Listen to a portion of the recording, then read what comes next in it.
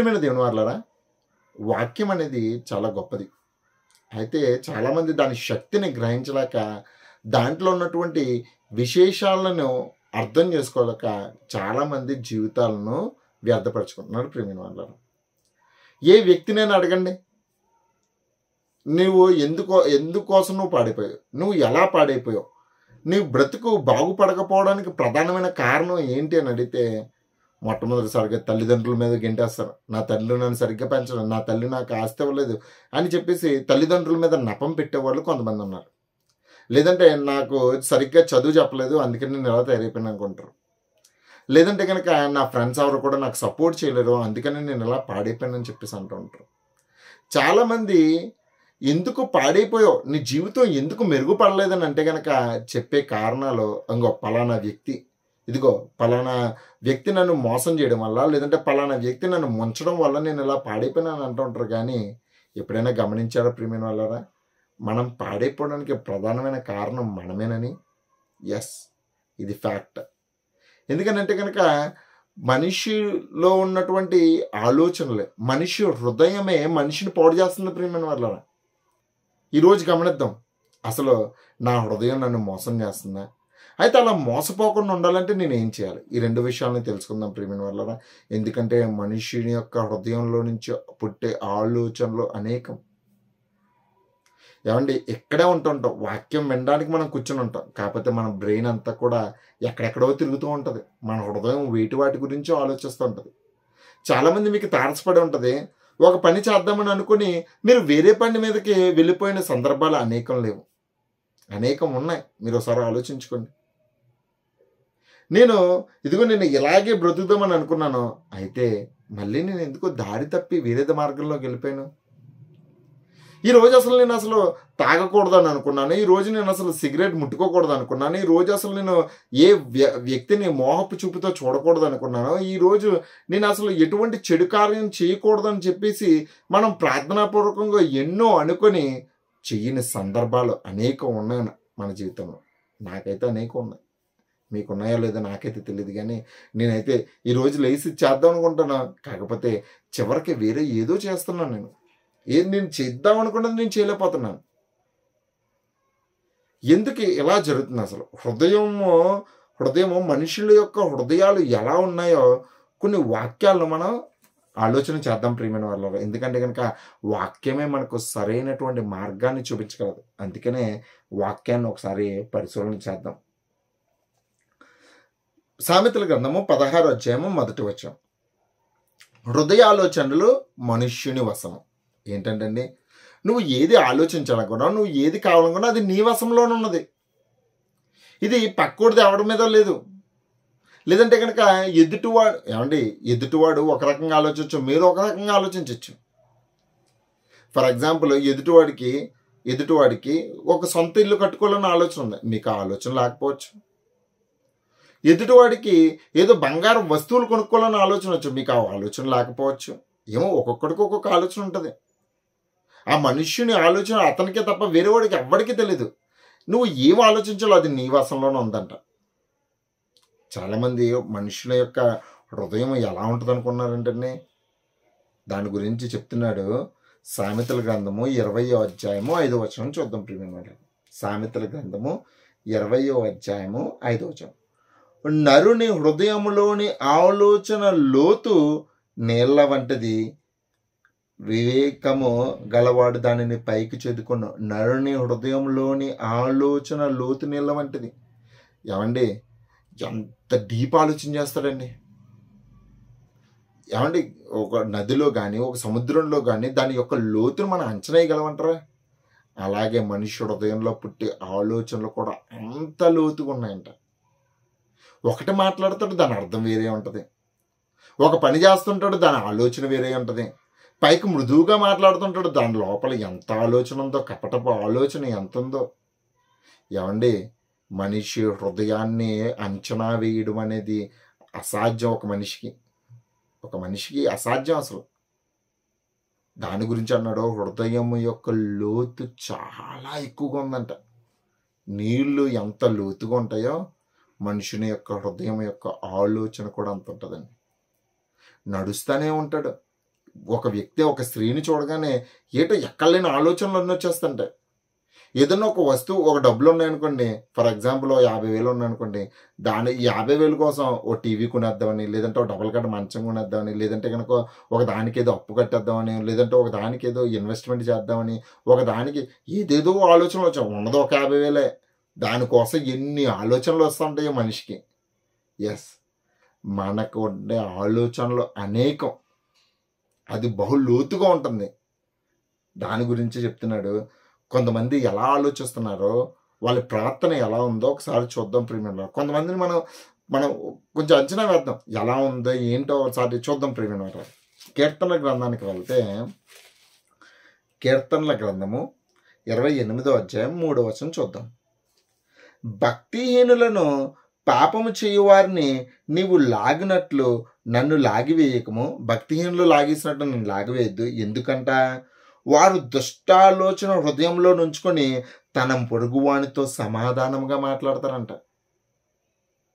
ఏంటంటే దుష్ట ఆలోచనలు హృదయంలో ఉంచుకొని తన పొరుగువానితో సమాధానంగా మాట్లాడతారంటండి. అంటే చర్చిలో చూడండి చాలామందిని, ఆ బ్రదర్ బాగున్నారా, ఆ బ్రదర్ సిస్టర్ బాగున్నారా, మీరు అంత క్షేమంటారా అని చెప్పేసి చాలా మృదువుగా మాట్లాడుతుంటాడు, సమాధానంగా మాట్లాడుతుంటాడు. కాకపోతే హృదయపు ఆలోచన వేరే ఉంటుంది. చాలామంది చూడండి, ఇంటికి వచ్చిన ఎవరన్నా వచ్చారనుకో, మనకి నెలవైన వారు, మనకు తెలిసిన వాళ్ళు ఎవరన్నా వచ్చారనుకోండి, మనకు ఆడు రావడం ఇష్టం లేదనుకోండి, ఇంటికి వచ్చిన వాడిని వెళ్ళిపోమని చెప్పలేం కదా. అందుకని ఏమంటారు, మంచి సమయానికి వచ్చావు, టీ కాఫీ అన్న తాగుతారని అడుగుతారు. కాకపోతే ఈడు ఎందుకు వచ్చాడు రా బాబు అనవసరంగాని, ఈయన అసలు చూడకూడదు అనుకుంటున్నాను, ఈయన అసలు మాట్లాడకూడదు, నేను అనవసరంగా వచ్చాడని చెప్పేసి. కానీ పైకి మాటలు ఎలా ఉన్నాయి అంటే మృదువుగా సమాధానంగా ఉన్నాయి ప్రియమైన వాళ్ళ. కాకపోతే హృదయపు ఆలోచన దుష్టాలోచన. ఏమండి, రాజకీయ నాయకులు కానీ, లేదంటే కనుక కొంతమంది నాయకులు కానీ, వాళ్ళ హృదయంలో ఉన్నటువంటి ఆలోచన వేరు, వాళ్ళ హృదయంలో ఉన్నటువంటి ఆలోచన వేరు. కాకపోతే మాట్లాడే మాట వేరు ప్రియమైన వాళ్ళారా. చాలా మృదువుగా మాట్లాడుతుంటారు. కపటము, క్రోధము, మత్సరము, అసూయ, కలహము ఇలాంటి వాటితో హృదయం అంతటిని నింపించుకొని పైకి ఎంత బాగా మాట్లాడతారంటే చాలా గొప్పగా మాట్లాడుతుంటారు ప్రియమైన. ఎందుకంటే అది దుష్టుడి యొక్క ఆలోచన ప్రియమైన వాళ్ళ. ఇంకా మనం ముందుకు వెళ్తే ఇంకా ఇలాంటి వాళ్ళ గురించి బైబిల్లో అనేక సంగతులు ఉన్నాయి. కీర్తనల గ్రంథము 36వ అధ్యాయము 1వ వచనం. భక్తిహీనుల హృదయంలో అతిక్రమము దేవోక్తి వలె పలుకుచున్నదంటండి. అంటే భక్తిహీనుల హృదయం, భక్తి లేదు వాడికి, ఒక క్రమం లేదు, ఒక పద్ధతి లేదు, వాడు మాట్లాడే మాటల్లో క్రమం లేదు, వాడు వేసుకునే వస్త్రాల్లో క్రమం లేదు, లేదంటే కనుక వాడు మాట్లాడే మాటల్లో క్రమం లేదు. అసలు ఎందుకు అలా ఉన్నాడంటే అలాంటి వాడు పలికే మాటలు ఎలా ఉన్నంటే దేవుడు పలికినట్టుగా ఉందంటండి. దేవుడు ఎంత గొప్పగా మనకి బైబిల్లో ఉన్నట్టు వచనాలు కానీ, లేదంటే కనుక మనం భక్తిగా బ్రతకడానికి ఎలాంటి మాటలు ఉన్నతమైనవి చెప్తాడో, భక్తిహీనుల హృదయంలో నుంచి కూడానే ఎలాంటిది వస్తుందంటండి, అతిక్రమము, చెడ్డది దేవోక్తి వలె పలుకుతుందంటండి. దేవోక్తి వలె. ఏమండి, ఒక వ్యక్తిని చంపాలని, ఒక వ్యక్తిని మాటు వేసి మర్డర్ చేయాలని, లేదంటే కనుక ఒక వ్యక్తిని అవమానపరచాలని, ఒక వ్యక్తిని ఎలా చెప్తున్నాడని అంటే కనుక అయ్యో చాలా గొప్పగా చెప్తూ ఉంటారండి. ఇలా చేయకపోతే మనకి మార్గమే లేదన్నట్టుగాని. ఇదిగోండి, మనకి ఇప్పుడున్న ప్రస్తుతపు కాలంలో కూడా మనం చూసినట్లయితే మనం ఉన్నటువంటి ఇప్పుడు మతం కోసం మనం ఏం చేయలేకపోతున్నామా అని చెప్పి, ఆడికి ఆ గ్రంథంలో ఏముందో తెలియదు, ఆడు ఎప్పుడు చదివింది లేదు, విన్నదే తప్ప, ఎదుటివాడు విన్నదే వింటున్నాడు తప్ప అసలు దాంట్లో సత్యం ఎంత ఉందని గ్రహించి అసలు మాట్లాడేవాడు ఎవడో లేడండి. ఎమోషన్ ఫీల్ అయిపోతున్నారు. ఎందుకు ఎమోషన్ ఫీల్ అవుతున్నారో నాకైతే అర్థం కాదండి. కానీ ఏనాడైనా ఒక్కనాడైనా సరే ఎస్ నేను నమ్ముకున్నది సరైనదేనా, నేను ఎందుకోసం నమ్ముకున్నాను, లేదంటే కనుక నేను నమ్ముకోవడం వల్ల నాకు కలిగే లాభం ఏంటి, నిజంగా నేను ట్రాన్స్లో ఉన్నాను అంటే నేను ఒక భ్రమలో బ్రతుకుతున్నానని ఏనాడైనా సరే ఒక ఆలోచన చేసినటువంటి వ్యక్తులు ఎవడో లేని చాలా తక్కువ మంది ఉన్నారండి. అసలు చాలా తక్కువ మంది. తాను పట్టిన కుందిలో ఎలా ఉన్నదంటేనండి, ఇప్పుడు లోకపు పరిస్థితి, ఒక అతను ఒక కాలు రూపిన కుందేలుని చూసానమాట. దానికి 3 కాళ్ళు ఉన్నాయి. ఇంకా ఎవడడినా సరే కుందేలుకు 3 కాళ్ళు, అరే 4 కాళ్ళు ఉన్నారా అని అంటేనేమో లేదు నేను చూసాను దానికి 3 ఉన్నాయి కాబట్టి కుందేలుకు 3 కాళ్ళు అంటారు. అది నువ్వు కుంటిదాన్ని చూసావురా బాబు రే, కుంటిదాన్ని చూసో, అసలైన దాన్ని చూడు. అసలు మరుగు చేసుకుని నీ కళ్ళలో ఉన్నటువంటి నువ్వు చూసిందే, నువ్వు విన్నదే నువ్వు సత్యమని అనుకుంటే ఎలాగా? అలాంటి భక్తిహీనుల నోట దేవోక్తి వలె పలుకుతుందంటండి. చమత్కారపు మాటలు, అసూయపు మాటలు, కుట్రతో కూడినటువంటి మాటలు, ఎదుటివాడిని దూషిస్తే కానీ, ఎదుటివాడిని కుటుంబాన్ని నష్టపరిస్తే కానీ, ఎదుటివాడిని కాపురాన్ని నష్టపరిస్తే కానీ కాలం గడపని రోజుల్లో ఉన్నాం ప్రియమైన వాళ్ళ. తన సంతోషం కన్నా ఎదుటివాడిని నష్టం కోసం ఎక్కువ పాటుపడుతున్న వాళ్ళు ఎక్కువ మంది ఉన్నారు. అవునా కదా? మీరే ఆలోచించండి ఒకసారి. తాను బాగుపడపోయినా పర్లేదు కానీ పక్కోడు మాత్రం బాగుపడకూడదు అన్న ఆలోచనలోనే సమాజం ఉంది ప్రియమైన వాళ్ళ. ఎస్, ఒకసారి ఆలోచిద్దాం. ఎందుకనంటే కనుక భక్తిహీనుల హృదయంలోని అతిక్రమము దేవోక్తి వలె పడుతుంది. ఎస్, మనం ఇదే చెయ్యాలి, అవసరమైతే చంపేయాలి, అవసరమైతే కనుక దుర్భాషలాడదే అబద్ధాలను ప్రచారం చేయాలన్న దేవోక్తి వలె వాడి హృదయంలో పలుకుతూ ఉందంట ప్రియమైన వాళ్ళ. హృదయంలోని ఆలోచనలు చూసారు అలా ఉన్నాయో? సామెతల గ్రంథములు 19వ అధ్యాయము 21వ వచనం. సామెతల గ్రంథము 19వ అధ్యాయము 21వ వచనాన్ని చూసుకొచ్చి ప్రియమైన వాళ్ళ. 19:21. నరుని హృదయంలో ఆలోచనలు అనేకంగా పుడతాయి. నువ్వు ఏదేదో ప్లాన్ చేసుకుంటావు, నువ్వు ఏదేదో అనేసుకుంటావు, ఇది మాట్లాడదామని చెప్పేసి అనేసుకుంటూ ఉంటావు. నువ్వు నీ యొక్క ఆలోచనలు అనేకం. అయితే ఒకటి గమనించుకోండి, చివరికి దేవుడు చేసిందే క్లారిటీ, దేవుడిచ్చిందే చివరికి చిరస్మరణీయంగా నిలిచిపోద్ది ప్రియమైన వాళ్ళరా. దేవుడు అనుకున్నదే చివరికి జరుగుతుంది. నువ్వు ఇప్పుడు ఉప్పొంగిపోవచ్చు, నువ్వు అతిశయపడచ్చు, లేదంటే కనుక నీకు ఏదో ప్రస్తుతపు కొద్దిగా కాలం నీకు లాభం కలగచ్చేమో, కానీ నీ దుష్ట హృదయాన్ని బట్టించి నీకు ఒక రోజున గతి అంతమే. అంటే అంతము అని అంటే కనుక నువ్వు దాంట్లోనే నీ దుష్ట హృదయం పట్టించిన ఆలోచనలోనే నువ్వు నశించిపోతావు. అందుకని అంటున్నాడు, హృదయంలో నుంచి ఆలోచనలు అనేక పడతాయి, అయితే యెహోవా యొక్క వాక్యే తీర్మానము. అదే చెప్తున్నాడు, యెహోవా యొక్క తీర్మానమే స్థిరము. మనం ఒకసారి చూద్దాం. సామెతల గ్రంథము 16వ అధ్యాయము 1వ వచనం. హృదయాలోచనలు మనుష్యుని వశము, నీ యొక్క వశంలోనున్నా. నువ్వు ఏం ఆలోచిస్తున్నావు? అసలు సరైన రీతిగానే ఆలోచిస్తున్నావా? ఎస్, ఎప్పుడైతే నువ్వు సరైన రీతిగా నువ్వు ఆలోచిస్తావో నీ యొక్క మేధస్సు పెరుగుతుంది, నీ యొక్క వివేకము పెరుగుతుంది, నీ యొక్క జ్ఞానము పెంపొందుతుంది, సర్వసత్యంలో నువ్వు నడుచుకుంటావు, నువ్వు ఒక సమాజాన్ని ప్రభావితం చేసి ఒక మంచి వ్యక్తిగా మారుతావు. అయితే నీ ఆలోచనలు సరిలేకపోతే అదే విధ్వంసానికి దారితీస్తుంది ప్రియమైన వాళ్ళ. అయితే నీ హృదయపు ఆలోచనలు బాగుండి ఉండాలంటే కనుక, నీ యొక్క హృదయము దేవునికి అనుకూలమైనదిగా ఉండాలి అని అంటే కనుక నువ్వు ఒకటి చేయాలి. ఎప్పుడైతే నువ్వు అలాగా ఆ పని చేస్తావో, ఎప్పుడైతే నీ హృదయంలో ఒక దాన్ని పెట్టుకుంటావో, లేదంటే కనుక హృదయాన్ని నువ్వు సమ్మతిపరుచుకుంటావో, నీ హృదయంలో నుంచి ఆలోచనలు ఒక రకంగా తిప్పుకుంటావో, అప్పుడు దేవుని యొక్క తీర్మానం ప్రకారం నీ బ్రతుకుంటుంది ప్రియమైన వాళ్ళ. ఒకసారి చూద్దాం. ఎప్పుడు మన హృదయము దేవునికి అనుకూలంగా ఉంటుంది, ఎప్పుడు మన హృదయం దేవునికి అనుకూలంగా ఉంటుంది. కీర్తనల గ్రంథము 119వ కీర్తన ఒకసారి చూద్దాం ప్రియమైన వాళ్ళారా. 119వ కీర్తన 11వ వచనం చూద్దాం ప్రియమైన వాళ్ళారా. నీ ఎదుట నేను పాపము చేయకుండానట్లు నా హృదయంలో నీ వాక్యము ఉంచుకొని ఉన్నాను. భక్తుడు చెప్తున్నాడు, నేను ఈ లోకంలో తప్పు చేయకుండా ఉండాలంటే కనుక, ఏ కపటపు ఆలోచన లేకుండా ఉండాలంటే కనుక, ఎదుటివారి మేలు కొరకే నా మాటలు ఉండాలంటే కనుక నా హృదయంలో ఏముండాలి అని అంటే కనుక దేవుని వాక్కు ఉండాలంటే ప్రియమైన.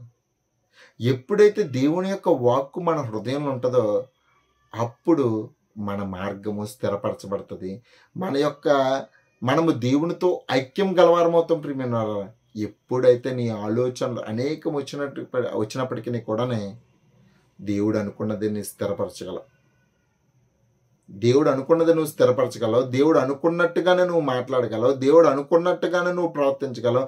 ఏది సరైనదో అదే చేయగలవు ప్రియమైన వాళ్ళు. అవసరత ఏదో అదే నువ్వు చేయగలవు. అననీయ సపీరాని మీరు ఎగ్జాంపుల్గా తీసుకోండి.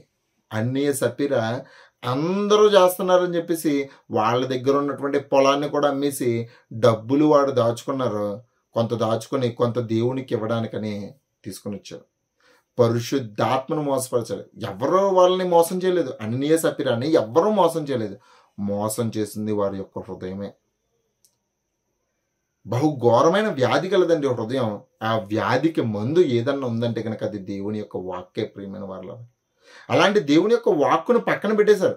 అననీయ సఫీరా దేవుని యొక్క సంగతులు విన్నారు, దేవుని యొక్క అనుభవాలను రుచి చూచారు, అనేక మంది ఇచ్చినటువంటి సాక్ష్యాలను కూడా విన్నారు. అయినప్పటికీ కూడా వారి హృదయము దేవుని సన్నిధిలో బాలేదు. వారి హృదయపు యొక్క తలంపు వేరు. అందరికీ మంచి పేరు వస్తుంది కాబట్టి నాకు మంచి పేరు రావాలన్న ఒక ఆలోచనతోనే చేశారు తప్ప అసలు దేవునికి నిస్వార్థంగా ఇవ్వాలన్న విషయాన్ని మర్చిపోయారు. ప్రియమైన వాళ్ళ మోసపోయారు. హృదయం మోసం చేసింది. అందుకనే వాళ్ళు నష్టపోయారు. మన హృదయం మనం నష్టపరుస్తుంది. ప్రియమైన వాళ్ళ నేను ఎందుకు ఇలా ఉన్నానో ఒకసారి ఆలోచించండి. నా ఆలోచన బాలేదు. ఎందుకంటే నా హృదయంలో వాక్యం లేదు, దేవుడిచ్చినటువంటి పలుకులు లేవు, దేవుడు చెప్పినటువంటి సంగతులు లేవు, భక్తుల యొక్క జీవితాల్లో యొక్క సారాంశం మన హృదయంలో లేదు. కనుకనే మన నడతలు ఎలా వెళ్తున్నాయి అంటే కనుక పాపపు నడతల్లోనికి వెళ్తున్నాయి. ప్రియమైన వల్ల మనం దాన్ని అనుసరించుకుంటూనే ముందుకు వెళ్తున్నాం. మనకు దుష్ట ఆలోచన దేవుని దగ్గరికి వస్తున్నా కనుక మన హృదయంలో కపటం ఉంది. దేవుని దగ్గరికి వస్తున్నప్పటికీ కూడా మన హృదయంలో అసూయ ఉంది, మన హృదయంలో మత్సరం ఉంది, మన హృదయంలో అంటే వ్యభిచారము, అభిచారము అనే అనేకమైన చెడ్డవన్నీ ఉన్నాయి.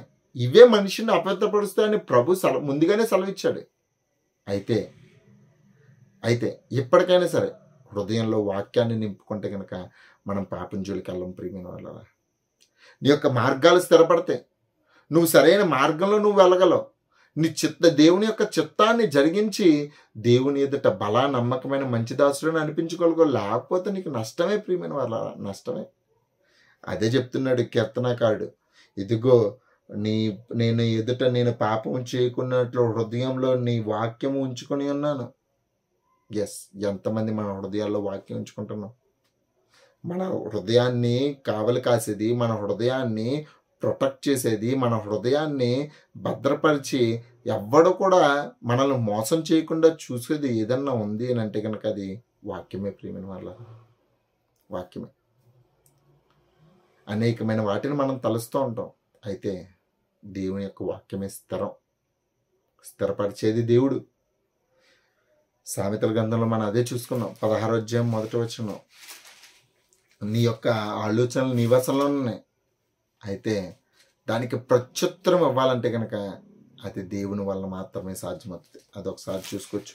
సామెతల గ్రంథము 16వ అధ్యాయము 1వ వచనాన్ని మనం చూసుకున్నట్లయితే కనుక హృదయాలోచనలు మనుష్యుని వశము, చక్కని ప్రత్యుత్తరం ఇచ్చుటకు యెహోవా వలన కలుగును. మనకి 2 సందర్భాలు వస్తాయి. చాలామంది తన హృదయంలో ఏదనుకున్నాడో అది మాట్లాడుతుంటాడు, లేదంటే కనుక తన హృదయంలో ఒకటి తలుస్తుంటాడు, ఇంకొకటి చేస్తూ ఉంటాడు. ప్రియమైన భక్తిహీనులు అయితే హృదయంలో ఒకటి తలుస్తారు, ఒకటి చేస్తారు. మనం ముందు చదువుకున్నట్టుగా మనకి అర్థమవుతుంది. భక్తిహీనుల హృదయంలో ఏముంది అని అంటే అతిక్రమం ఉంది, కాకపోతే పలికే పలుకులు దేవోక్తులు.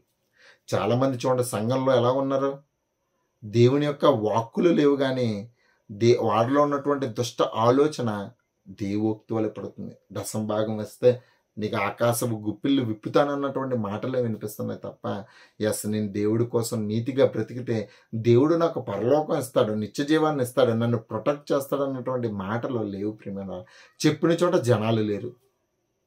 అలా ఉంది పరిస్థితి. కాబట్టి ఒకటే, నువ్వు నీ హృదయంలో ఏదైతే తలంచావో అది పలకాలంటే కనుక అది దేవుని యొక్క వాక్యము నీ హృదయంలో ఉంటేనే అవుతుంది.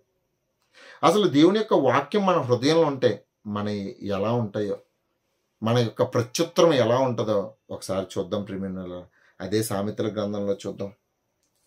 సామెతల గ్రంథము 15వ అధ్యాయము 1వ వచనం, మృదువైన మాట క్రోధమును చల్లార్చును. ఏంటంటే మృదువైన మాట. ఇప్పుడు చాలామంది కుటుంబాలు పాడైపోవడానికి, లేదంటే కనుక కాపురాలు నష్టపోవడానికి, లేదంటే తల్లిదండ్రుల మధ్య సఖ్యత లేకపోవడానికి, అన్నదమ్ముల మధ్య సఖ్యత లేకపోవడానికి, ఇరుగు పొరుగు వారికి పడకపోవడానికి ప్రధానమైన కారణం ఏదన్నా ఉందంటే అది మాటే. ఎందుకంటే మన మాటలు ఎలా ఉందంటే చాలా గరుకుగా ఉన్నాయి. అంటే ఎదుటివాడికి ఆడు హట్లో ఉంటే మరింత హట్ చేసేలా ఉన్నాయి, వాడి యొక్క ఈగోని దెబ్బతీసేలా ఉన్నాయి, లేదంటే కనుక వాటిని అవమానకరిచే మాటలు ఉన్నాయి. మృదువైన మాట లేదు. ఎప్పుడైతే మృదువైన మాట ఎప్పుడు వస్తుందంటే కనుక నీ హృదయంలో దేవుని యొక్క వాక్యం ఉన్నప్పుడు మాత్రమే. అందుకనే నీ హృదయ ఆలోచన నీ వశంలో ఉన్నాయి. నువ్వు వాక్యాన్ని బట్టించి నువ్వు కంట్రోల్ చేసుకోగలిగితే, ఒక ఫన్నెల్ ఉంటుంది చూసారండి, అంటే ఒక గల్ల ఎలా అయితే ఉంటుందో నీ హృదయంలో వచ్చే ఆలోచనలన్నీ కూడా అక్కడ పైన వేస్తే కనుక దేవుడు ఆలోచనలు కిందకి దిగడానికి ప్రయత్నించాలి. గల్లాలో ఉన్నది అంతా కూడా నువ్వు తీసుకోకూడదు. ఒక ఏంటంటే జల్లెలు లాంటిది పెట్టుకొని ఏది అవసరమో అది నువ్వు తెచ్చుకోగలిగితే, అది వాక్యం ద్వారానే తెచ్చుకోగలవు.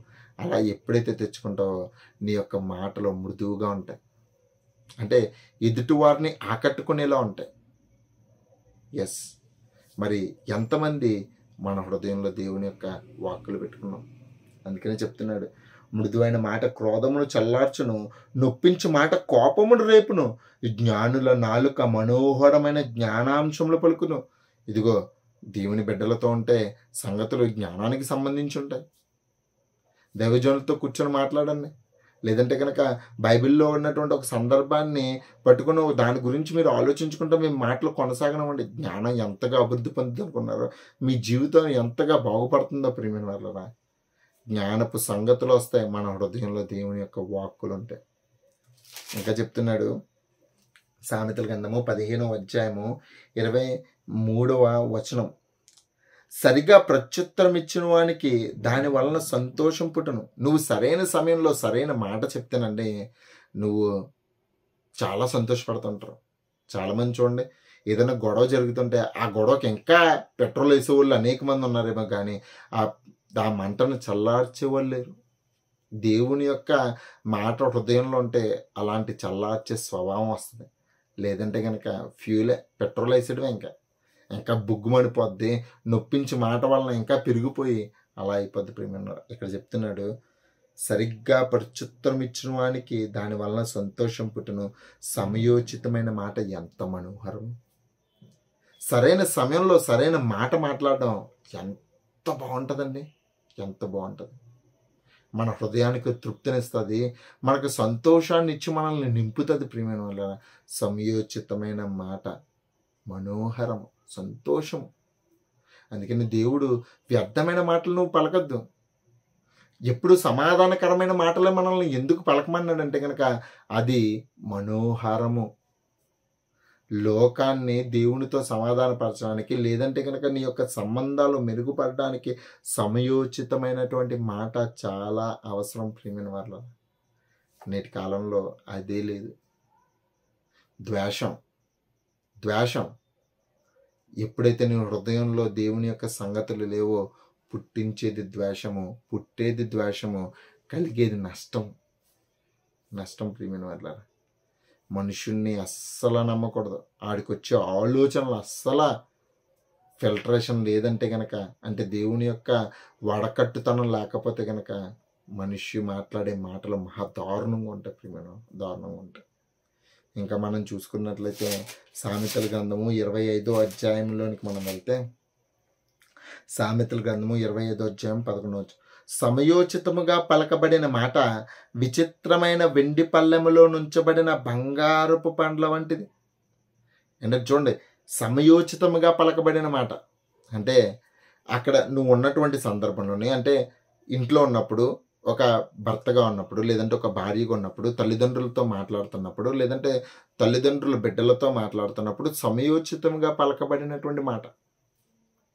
లేదంటే కనుక నువ్వు నీ యజమానుడితో మాట్లాడుతున్నప్పుడు, లేదంటే నువ్వు నీ దాసుడితో మాట్లాడుతున్నప్పుడు, లేదంటే ఒక ప్రభుత్వ ఉద్యోగితో నువ్వు మాట్లాడుతున్నప్పుడు, లేదంటే కనుక ఒక రాజకీయ నాయకుడితో నువ్వు మాట్లాడుతున్నటువంటి ఏ సందర్భంలో ఏ మాట మాట్లాడాలో అదే మాట మాట్లాడినప్పుడు మాత్రమే నీ మాటకు విలువ వస్తుంది. ప్రియమైన వాళ్ళ అలాగ సమయోచితముగా పలకబడినటువంటి మాట విచిత్రమైన వెండి పల్లెములలో నుంచబడిన బంగారపు పళ్ళ వంటిది. అంటే ఎంత శ్రేష్టంగా ఉంటుందో, ఎంత మృదువైనదిగా ఉంటుందో, ఎంత సమాధానాన్ని కలుగజేస్తుందో, ఎంత సంతోషాన్ని కలగజేస్తుంది. ప్రియమైన వాళ్ళరా, అలాంటి మాటలు ఎప్పుడు వస్తాయంటే కనుక నీ హృదయంలో దేవుని యొక్క వాక్కు ఉన్నప్పుడు మాత్రమే వస్తుంది, లేకపోతే రాదు.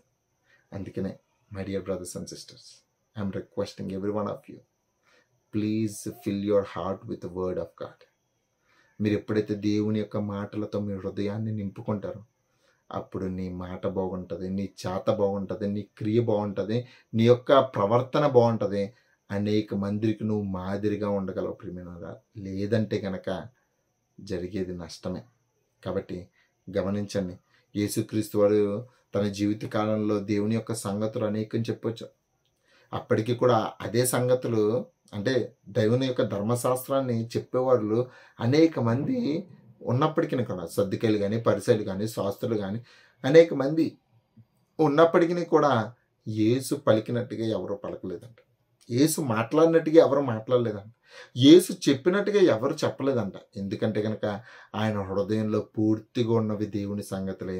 ఆయన బయటకు చెప్పిన ప్రతిసారి కూడా దేవుని యొక్క సంగతులు విడమరిచి చెప్పినప్పుడు ఆయన బోధకు అనేక మంది ఆశ్చర్యపడిపోయారు ప్రియమైన వాళ్ళరా.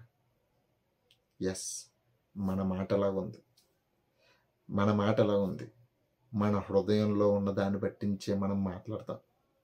మన హృదయంలో ఉన్నదాన్ని యేసుక్రీస్తు అదే చెప్పారు. నీ హృదయం నిండి ఉండి దాన్ని బట్టించి నీ నోరు మాట్లాడుతుందని అన్నాడు.